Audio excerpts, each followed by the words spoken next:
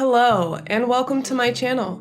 My name is Michelle, and today we're going to talk about my philosophy around MBTI. I have talked about it here and there, but I've never fully broken it down and explained what I actually believe and why I believe that way. So this video, I'm going to break down my personal thoughts on MBTI, what I use it for, and what I would like to see other people use it for, and maybe we can spark a little discussion. So first and foremost, I think that almost nobody is 100% a stereotype of one of the 16 types. I think that you can become a stereotype by reading the descriptions and trying to emanate what you see, because you read the descriptions and you see things that you like that maybe you don't necessarily do, but you're like, oh, it's okay to do that. I'm going to do that more. And so you push yourself out a little bit more to become more of a stereotype. It's as if you're trying on that stereotype, right? It's as if you're trying to be that personality. And I think I did this myself when I was younger and I found out my type. I found out my type when I was about 17. And at the time, I did not get into cognitive functions. I just looked at the 16 types. I read the description of ENFP. I read a few other descriptions and I realized, yeah, I'm an ENFP. That makes sense. That's me. And I think that I pushed myself more into an ENFP kind of persona than maybe I naturally would have. But the thing is, I'm not a stereotype of an ENFP. And quite frankly, at this point in my life, I don't think I'm a stereotype or could be neatly fit into any of the 16 personality types. And I think that it's apparent by the way that people comment on my videos telling me I'm every type under the sun. So many different people interpret me in a different light that it comes to question why. Why am I not a stereotype? Why do people not agree about what my type is? Well, the thing is, I've stopped pushing myself to be a stereotype. I've stopped trying to be a stereotype, and I've just tried to be myself and to work on myself and to make myself better and to take the things that I found to be weaknesses and strengthen those and make it to where they can't be used against me as a weakness, because anything that is a weakness means that somebody can use that against you. I really feel like the point of MBTI and personality and the cognitive functions is not to define who you are, although it can be good for that for a short while to define yourself. But what I do think it's most valuable for is to understand how you're coming off, how you believe in yourself, what you think about yourself, and the weaknesses that come inherent with that mentality about yourself and how to overcome those. There's a lot of information out there about how to overcome and how to strengthen and develop the different cognitive functions. And it is my goal to become perfectly balanced between all the cognitive functions. I don't want to be a stereotype ENFP. I don't want to be a stereotype INFJ. I don't want to be a stereotype. I want to be the best version of myself. And I think that for me, the best version of myself is one that is balanced and even with all of the cognitive functions, where whenever a situation comes up, I can use the most appropriate cognition and use the appropriate understanding of what's going on around me and make the best decisions, make the most intelligent decisions that are both including what I want and how I feel and what is logically correct, and being able to back that up with my own logical reasoning as well, having a combination of both of these, but being able to set aside logic or set aside emotions when necessary as well.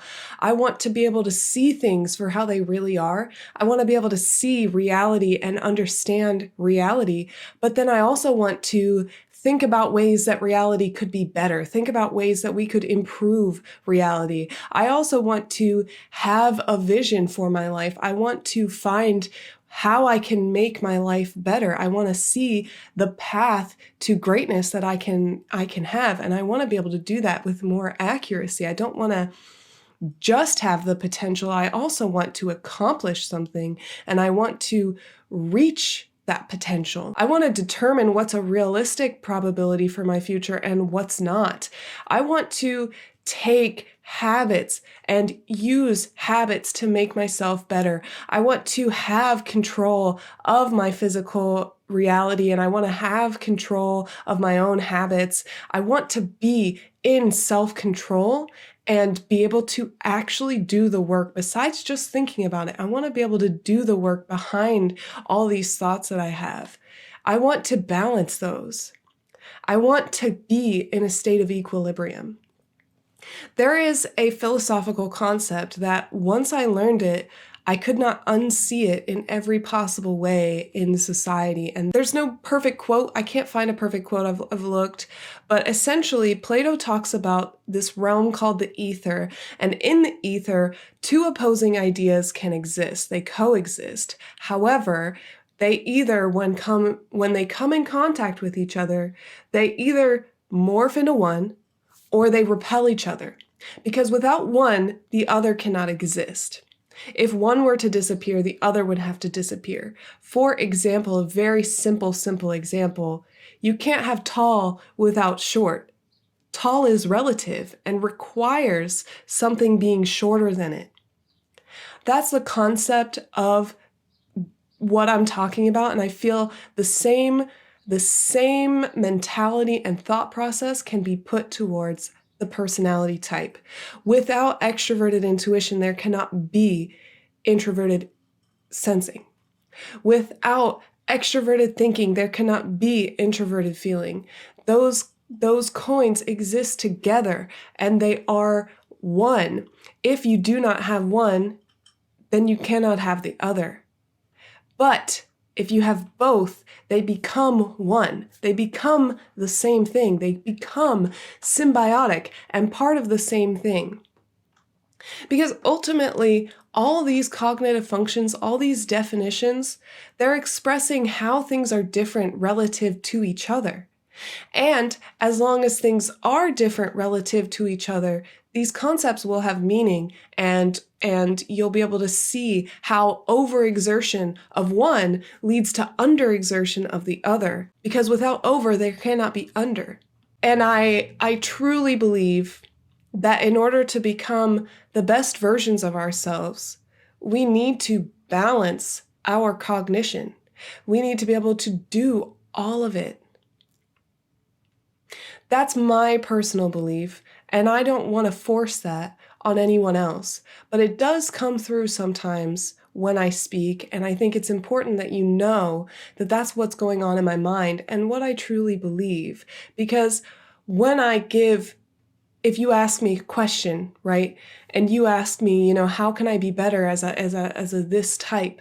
My feedback is always going to be how to balance yourself, how to make sure that you're not putting too much energy in one area and neglecting the other.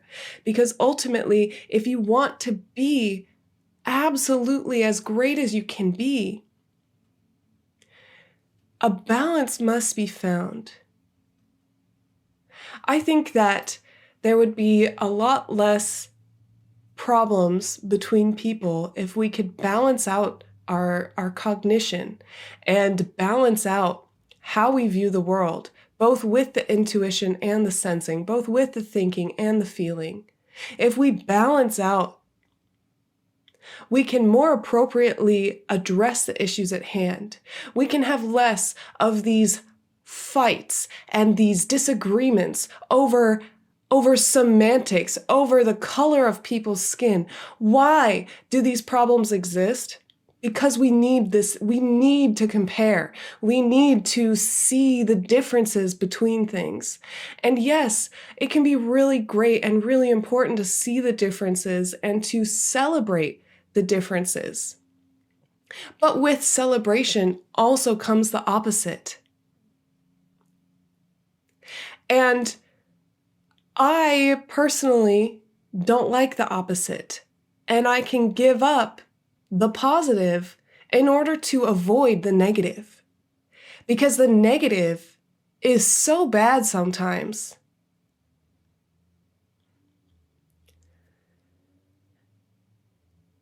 And now I know that I'm combining a lot of ideas and concepts. I'm combining my thoughts about society along with my thoughts about personality, and I don't think that I can ever fully separate those. Although I do want to balance out myself, and I do want to balance out how I use the cognitive functions, the reality still remains that people are not balanced. The majority of people are not balanced in the way that they use the cognitive functions. And the characters that I write represent that dysfunction.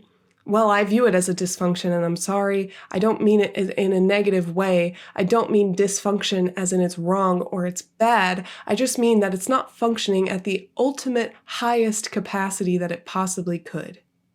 I believe that MBTI is a tool which can be used to help you understand people who are unbalanced in their cognitive functions. And sometimes I get caught up in the theory and how exciting the theory is, and being able to understand it and figure it out is exciting.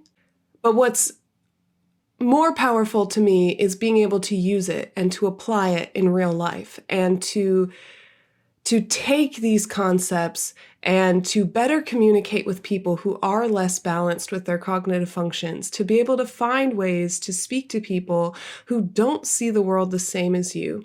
Because if we ever want to make the world a better place, a place of understanding, which it seems like that's what we want, is we want a place where we can be understood and allowed to be ourselves, MBTI is a great tool to make that happen. MBTI is a great way to better understand people and to better communicate with people and to better understand yourself and to grow yourself to be the best version of yourself. There are so many other ways that you can grow yourself and develop yourself and balance yourself out and make yourself better, but MBTI is one of those. And MBTI is the one that I am most passionate about because I think it has the most broadly applicable information, regardless of your political standing, regardless of your economic standing. MBTI and cognitive functions can help you understand people. People, regardless of anything else about them, people have minds, and those minds have similar ways of processing information, regardless of their political stance, regardless of their caste, regardless of any other factor. MBTI has a common thread amongst all humans, and its universality allows it to be so much more usable and applicable to real life, and applicable to understanding people who are different than you. I don't know what your philosophy is. I would be very happy to see what your philosophy is. You can absolutely disagree with me. I'm not trying to force you into my philosophy, but my philosophy informs the content that I make. And my philosophy will continue to further inform the content that I make. Because I think that it's important that I'm authentic to what I want and what my goals are, as opposed to trying to make content that I think people will like. Because although people may like more superficial content, or they may like hearing great things about themselves, and absolutely there's a benefit to that, of course. But I want to do my part to make the world a better place. And I think that MBTI is one of the tools in which I can help make the world a better place. I hope you guys are having a wonderful, amazing, fantastic day, and I'll see you in the comments. Bye.